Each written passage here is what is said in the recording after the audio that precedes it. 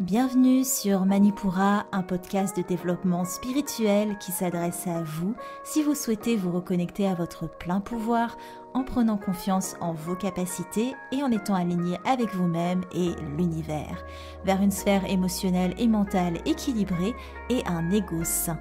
Je suis Amba, yoga thérapeute, énergéticienne, astrologue et ma mission est de vous aider à développer toutes les ressources déjà en vous.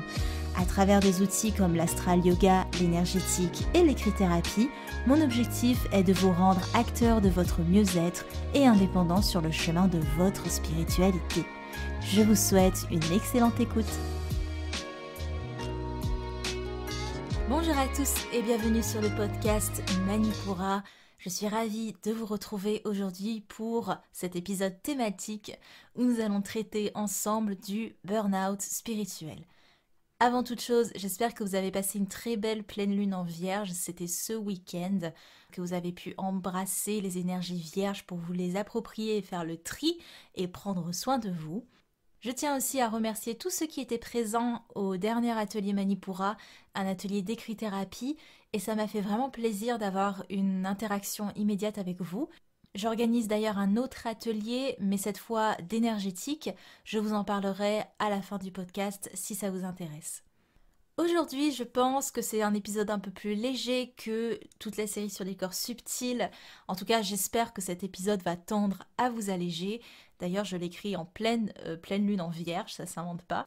Et avant qu'on se lance corps et âme dans ce sujet qui me passionne, je vous lis un avis qui m'a été laissé par Ginger sur ma page Facebook, qui nous dit « J'ai effectué avec Amba un soin énergétique et une consultation en astrologie. Concernant le soin, ça s'est bien passé, j'ai vraiment ressenti de la bienveillance et de bonnes énergies. Elle nous met en confiance dès le départ, c'est ce que j'ai aimé. Elle prend vraiment le temps de tout expliquer. Elle est impliquée et fait les choses avec intérêt et passion. Pour la consultation en astrologie, c'était tout aussi enrichissant.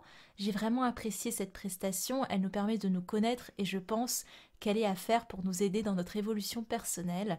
Merci encore pour toute ton implication. Ne doute pas de tes capacités, tu es top. » C'est bien, Ginger me connaît bien, moi et et mes doutes sur mes capacités. C'est pour ça que ce podcast s'appelle Manipura, ça s'invente pas, c'est le pouvoir intérieur, le plein pouvoir. Et c'est un des chakras que je dois le plus travailler. Donc en fait, en vous transmettant tout ce que j'ai à vous transmettre, je travaille aussi sur moi, c'est donnant-donnant. Merci Ginger pour cet avis, c'est vraiment un plaisir. Merci beaucoup. Alors, on y va, le burn-out spirituel. Qu'est-ce que c'est ? À l'image d'un burn-out professionnel où on se sent submergé par tout ce qui est attrait au travail, là, on va se sentir submergé par la spiritualité à tel point qu'on arrive à un point de saturation qui peut se manifester par un épisode dépressif plus ou moins long, une perte d'envie générale, une fatigue extrême, un émotionnel et ou un mental qui sont complètement off ou hyperstimulés. Bref, le burn-out spirituel, il reprend vraiment tous les codes d'un burn-out classique, mais évidemment, ici on parle à travers le prisme de la spiritualité. Et d'ailleurs, ici, on va développer le premier sujet de ce podcast qui s'apparente vraiment à une chronique. Dans les épisodes d'énergie astrale, je vous décris des savoirs qui reposent sur l'astrologie. Dans les épisodes thématiques qu'on a fait sur les corps subtils, là, je vous transmettais aussi un savoir.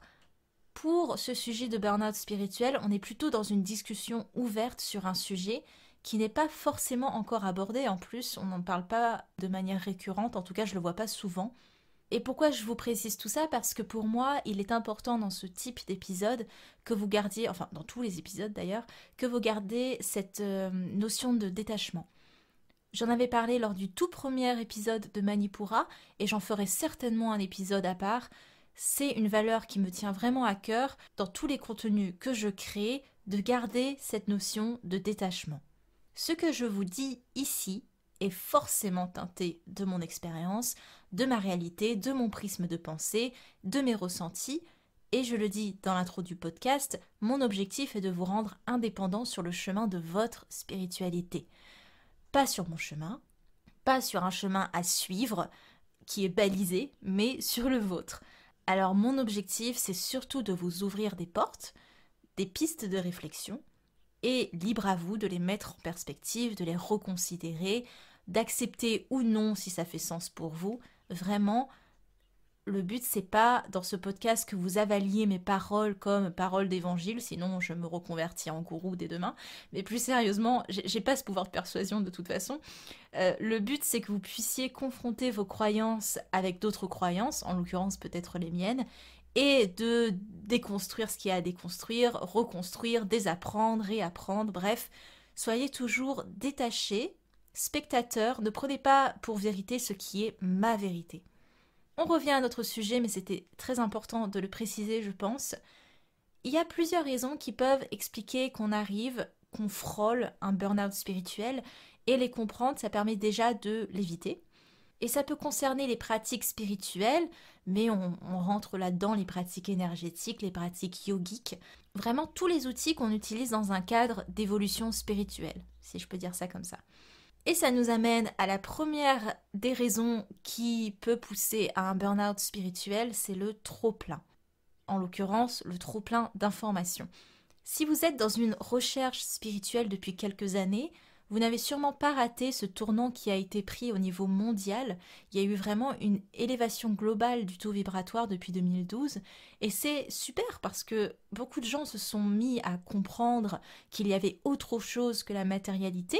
Il y a eu un intérêt collectif soudain pour la spiritualité en général.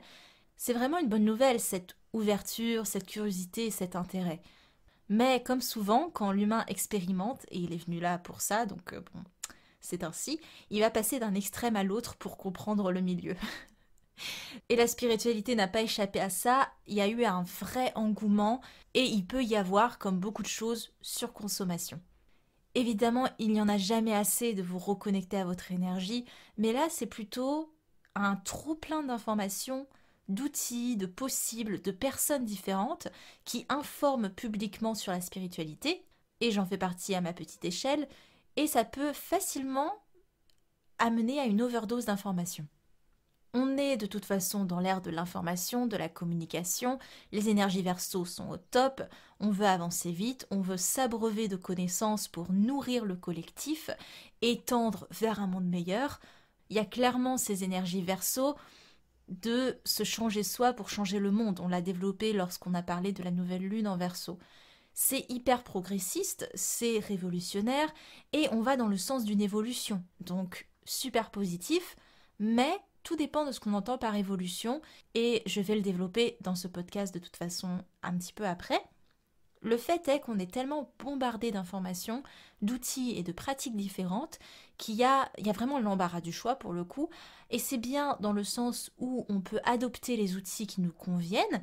Par exemple, si vous avez plus de sensibilité pour l'astrologie que pour la lithothérapie, ou si vous avez plus de sensibilité pour la numérologie, ce qui n'est pas du tout mon cas, que l'étude de runes. Voilà, je sais pas, vous pouvez vraiment choisir selon votre sensibilité et choisir les outils qui vous conviennent. Donc c'est vraiment cool d'avoir cette abondance. Le penchant de ça, c'est que par curiosité, par envie de tout expérimenter, par envie d'accumuler aussi et de rechercher ailleurs ce que on pense qu'on n'a pas, on va avoir tendance à accumuler des pratiques, des outils, des informations, etc. Ça va très rapidement nous plonger dans le mental, beaucoup plus que dans les ressentis du coup, parce qu'on va nourrir un manque en nous. On veut savoir ci, on veut savoir ça, on va s'intéresser à tout, mais on va rien approfondir. Et ça, c'est bien dommage parce que ça peut être une des raisons d'un burn-out spirituel, le trop-plein, l'accumulation, l'overdose de pratique. On ne prend pas le temps d'expérimenter une chose que l'on va déjà sauter sur une autre chose et ce comportement, il nous coupe de ce qu'on est venu chercher au final, une reconnexion avec nous-mêmes. Parce qu'on est plus attiré par la maîtrise de l'outil et de la pratique que par la reconnexion qu'elle induit au final. Et en soi, tous les outils visent une seule et une même chose, c'est de mieux comprendre le monde pour mieux se cerner soi, ou inversement. D'ailleurs, qu'importe l'outil, les noms sont différents, les chemins sont différents, la méthodologie est différente, mais le résultat cherché est le même, c'est une reconnexion à soi. Et une reconnexion au tout, bon, vous êtes le tout et le soi, donc bref, c'est un petit peu l'idée. Mon conseil là-dessus, parce que le but c'est pas non plus de tout vous pointer du doigt sans vous ouvrir des pistes de solutions, c'est de vous cantonner à 3 pratiques maximum, 3 champs d'exploration, que vous pourrez toujours changer par la suite, il n'y a pas de problème, mais de vous investir dans ce cheminement-là, au lieu d'en accumuler d'autres pour combler le manque, la recherche perpétuelle. Car au final, c'est bien ça, on n'arrive pas à se trouver soi, donc on va chercher partout, mais en cherchant partout, on oublie le simple fait qu'il faut juste oser tourner le regard vers soi. On se coupe de plus en plus de notre nous, et peut-être qu'il y a des gens qui sont à l'aise avec ce multitâche, mais je doute qu'ils arrivent vraiment à s'investir dans chacune des pratiques qu'ils explorent de manière approfondie. Peut-être, hein, mais bon. Mon deuxième conseil là-dessus pour éviter l'overdose d'informations à l'ère des réseaux sociaux, c'est de suivre peut-être 5 comptes sur la spiritualité qui vous intéressent vraiment, qu'importe la pratique concernée, celle qui vous plaît, et pareil, vous pourrez toujours les changer par la suite quand vous estimez que vous avez assez exploré avec cette personne et avec cette pratique. La deuxième raison qui peut pousser à un burn-out spirituel, et j'ai commencé à la développer un peu plus dans le point numéro 1, c'est le trop-plein, mais de pratique cette fois. Pas vraiment d'informations, mais de pratique. Ça me tient vraiment à cœur de mettre ça sur la table parce qu'il y a, en tout cas chez mes accompagnés, cette pression immense, cette impression récurrente de ne pas faire assez, de ne pas faire assez bien, de ne pas avoir compris le truc qui débloquerait tout. Si vous vous retrouvez là-dedans, c'est pas de votre faute. On a été élevé et conditionné dans une société capitaliste et on va avoir tendance à capitaliser notre rapport à la spiritualité et à nous-mêmes. Toujours plus performant, toujours plus loin, toujours plus vite. Pourquoi j'y arrive pas? Pourquoi les autres si? La comparaison, mise en compétition inconsciente, on a vraiment été élevé dans un système de notation de toujours plus, de toujours mieux, et on retrouve cette éducation qui se retranspose dans notre manière d'appréhender la spiritualité. Ne faites pas l'erreur de capitaliser votre spiritualité, c'est pas une performance, de même il n'y a pas de but à atteindre et de case à cocher. Ça m'amène au point dont je parlais tout à l'heure, à savoir la notion d'évolution spirituelle. On peut parler d'évolution spirituelle si on veut, mais il s'agit bien plus d'une progression linéaire que verticale. On peut parler d'évolution spirituelle pour dire qu'on élève notre niveau de conscience, pourquoi pas, mais le mot évolution pour certaines personnes, et c'est pour ça que j'évite de trop l'utiliser, c'est synonyme de palier à franchir, de niveau à atteindre, un peu comme sur une échelle. Alors certes, il y a une progression dans son cheminement spirituel, bien heureusement, mais cette progression est tellement différente en tout point d'une personne à une autre qu'on ne peut pas la comparer, enfin les comparer. Et le mot évolution induit que certaines personnes seraient plus évoluées que d'autres. En soi, certaines personnes ont plus de connexion avec leur conscience supérieure, mais en rien, elles ne sont plus meilleures, elles sont juste arrivées à un point de leur cheminement où ça leur est possible d'atteindre ça. Mais c'est à la portée de tous. Il faut juste prendre ce temps de cheminer à son rythme, selon ses propres capacités du moment, accepter que son rythme ne soit pas celui des voisins, accepter que la progression fait partie intégrante du cheminement aussi. Ce qu'il faut retenir, c'est qu'une personne n'est pas plus prédisposée qu'une autre à avoir des prises de conscience. Tout le monde a cette capacité-là.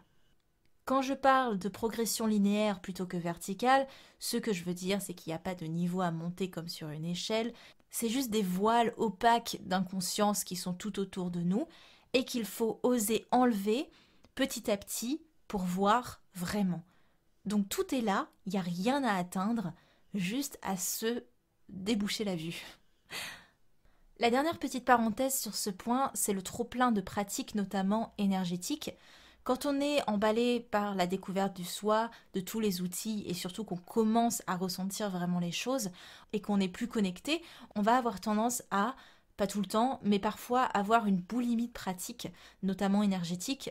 Et le risque de ça, c'est de ne pas laisser le temps au corps, clairement, de processer le travail énergétique. On en parlera dans le prochain atelier Manipura d'ailleurs. On arrive à un trop-plein énergétique et tout est question d'équilibre. Ce n'est pas en se purifiant, en se rechargeant à outrance qu'on va vers une évolution. Il faut ce respect du corps, de votre corps, qui doit prendre le temps de comprendre ce qui se passe, d'intégrer les informations énergétiques. C'est pour ça que les personnes qui viennent me voir en soins énergétiques, elles sont libres de venir à moi quand elles le veulent, évidemment, mais je leur demande de respecter minimum 3 semaines d'intervalle entre chaque soin, entre chaque pratique énergétique intense comme les soins ou les bains sonores, que ce soit avec moi ou ailleurs, parce que le corps il a besoin de processer. Alors évidemment ça dépend d'une personne à une autre, certains corps processeront plus vite que d'autres, mais on garde cette notion de 3 semaines en général. Je vous donne mon exemple, c'est très simple. Quand je me suis formée à l'énergétique, évidemment, on avait une semaine de formation et sur une semaine, on devait s'entraîner. Donc on a fait beaucoup de soins. Et j'ai passé une journée à dégurgiter tout ce que je pouvais parce que le corps était dans un processus de nettoyage tellement intense et une overdose d'énergétique que j'ai vraiment eu une journée off. Donc voilà, c'était pas très glamour, mais au moins je vous illustre l'exemple de manière concrète. La troisième raison qui peut pousser à un burn-out spirituel, c'est ce qu'on peut appeler la spiritualité doudou. J'ai entendu ce terme en regardant le travail d'Isabelle Serres, c'est les oracles d'Isa, qui est connue sur Instagram notamment, et c'est une femme que j'admire beaucoup, et je pense qu'on est nombreux à admirer son travail, parce qu'elle a vraiment cette douceur dans la prise de conscience.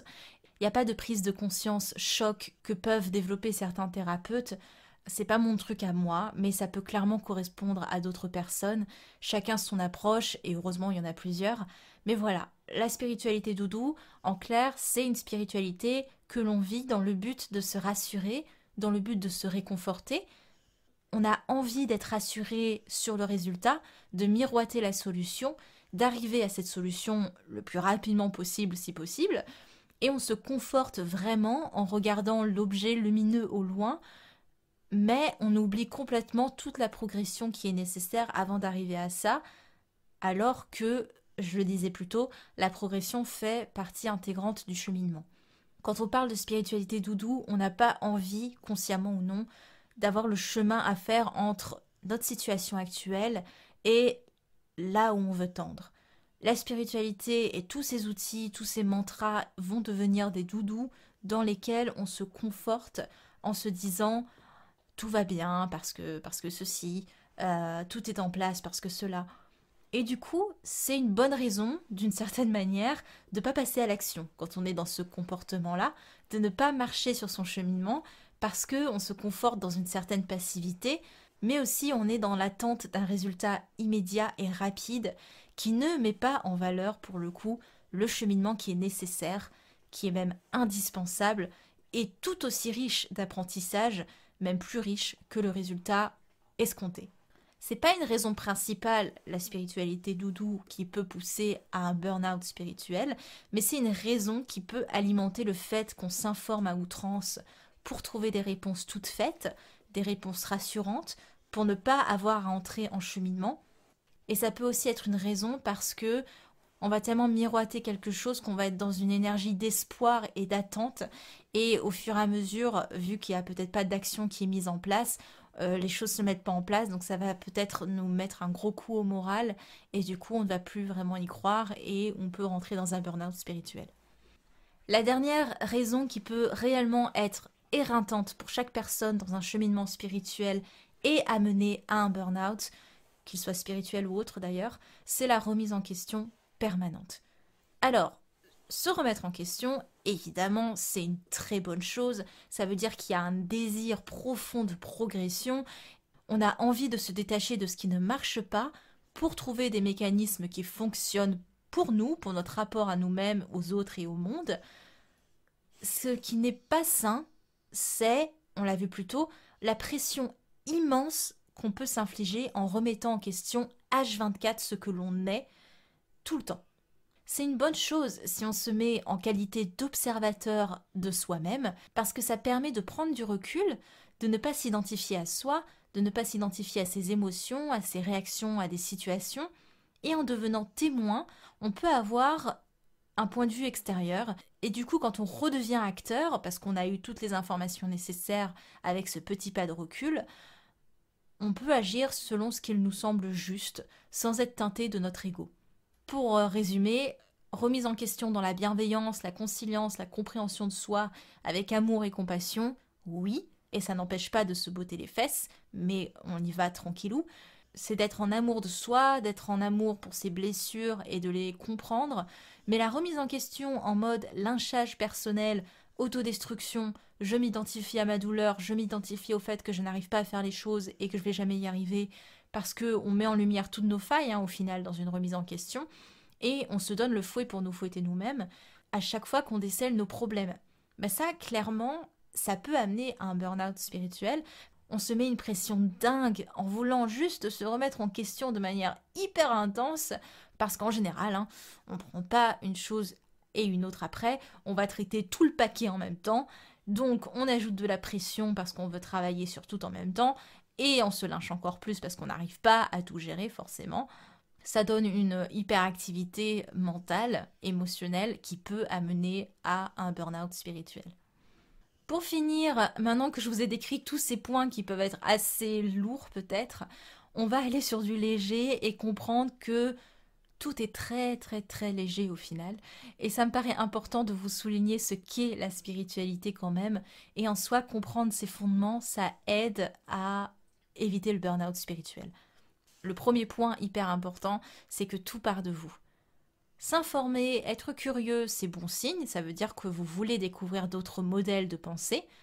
On peut tourner son regard vers l'extérieur pour apprendre, mais vraiment, à partir du moment où vous osez explorer l'intérieur et tourner le regard vers l'intérieur, c'est là que les plus grandes transformations s'opèrent. En soi, c'est super parce qu'il n'y a rien à aller chercher, il n'y a rien à trouver, tout est déjà là, en vous, et ça peut faire peur parce qu'on se dit que y a plein d'autres choses en nous qui obscurcit un petit peu tout ça, mais en dessous de tout ça, il y a vraiment votre propre lumière, tout est déjà là. Absolument toutes les ressources sont déjà là. C'est pour ça qu'il n'y a pas une personne qui a tout compris et l'autre non. Le seul Graal à comprendre, et on en vient au deuxième point, c'est que vous êtes déjà complet. Sur le plan de l'âme, vous ne manquez de rien. On en a parlé lors de l'épisode des corps subtils sur le corps divin. Une des aspirations de l'âme, c'est la plénitude. Sur le plan purement terrestre, peut-être que vous manquez de certaines choses. Sur le plan intellectuel, peut-être que vous manquez de certaines connaissances que vous aimeriez acquérir. Mais sur le plan de l'âme, et c'est tout ce qui importe, c'est que vous êtes complet. Vraiment, vous ne manquez de rien. Il faut juste se reconnecter à cette plénitude. Je me souviens d'une personne que j'ai eue en guidance qui avait une flamme jumelle et elle se sentait du coup coupée en deux. Mais même ces personnes-là qui ont l'impression d'être une âme coupée en deux, c'est faux. L'âme, elle n'est pas divisée dans un autre être. Vous n'êtes pas la moitié d'un autre. Et les personnes qui sont venues expérimenter quelque chose comme les flammes jumelles, ce sont des personnes qui d'ailleurs doivent comprendre encore plus que les autres cette notion de plénitude. Pour finir, la spiritualité, ce n'est pas une formule magique dont certains ont eu les codes et d'autres non. Il n'y a pas de chemin ni de vérité spécifique. Il n'y a pas de révélation à épingler sur un tableau de chasse. La spiritualité est propre à chacun et il y a autant de manières de vivre sa spiritualité que d'âmes sur terre. Alors le tout, c'est de vraiment se révéler à soi, d'être unifié, de ne plus s'identifier au mental, aux émotions. Vous êtes tellement plus. Et la spiritualité, c'est comprendre votre responsabilité dans ce que vous vivez, non pas pour vous taper sur les doigts, mais pour oser vous défaire de ce qui vous saoule, de ce qui vous encombre, et de refaire, de déconstruire pour reconstruire. Alors, évidemment, après un sujet pareil, vous vous doutez bien que je ne vais pas vous donner d'outils aujourd'hui. Je vous laisse juste mûrir tout ça, le remettre en question, ajouter votre perspective, tout déconstruire peut-être, mais surtout apprendre à vous écouter et à vous faire du bien. Et d'ailleurs, je ne l'ai pas développé, mais c'est hyper important. Soyez à l'écoute de votre corps et de ses signes. Si vous voyez qu'un trop-plein arrive, et en général on le sent venir, mais on choisit de ne pas l'écouter, alors ralentissez, écoutez-vous. Pour ceux qui sont arrivés jusque-là, déjà bravo. Et je vous donne un petit peu les news à venir. Je vous informe qu'on organise avec Selma Kokaouglan, j'espère que je dis bien son nom, qui est cartomancienne, blogueuse spirituelle et blogueuse de développement personnel. On va faire un live le dimanche 7 mars à 19h sur nos Insta en direct sur le burn-out spirituel. On va faire ce petit live où on pourra développer tout ça, répondre à vos questions, avoir le retour d'expérience de Selma qui a vécu le burn-out spirituel et ainsi que ses petits tips. Donc n'hésitez pas à nous rejoindre sur Insta, je vous mets le lien dans les notes de l'épisode, vous n'avez qu'à vous abonner à mon compte ou à celui de Selma et à activer la petite cloche au-dessus pour être tenu informé quand le live sera lancé dimanche 7 mars.